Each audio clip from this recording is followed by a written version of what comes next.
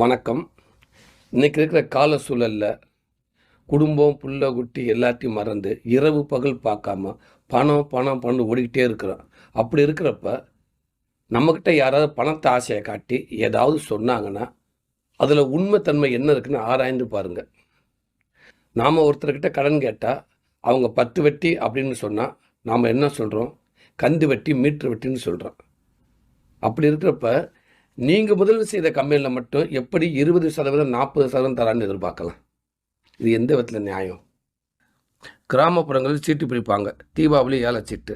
அது முறையாக TR office inspector சீட்ல பதிவு செய்யப்பட்டு உள்ளதா அப்படின்னு பாருங்க. போட்ட பணத்தை எவனாவது கொண்டுட்டு ஓடிட்டானா, பல பேர் காசு எப்போ வரும்னு ஏங்கி நிற்கிறாங்க. பல குடும்பம் ரோட்டுக்கு வந்திருக்கு. இன்னும் பல பேர் தற்கொலையே பண்ணிக்கிறாங்க. நீங்க முதலீடு பண்றதுக்கு முன்னாடி 1க்கு 10 தடவை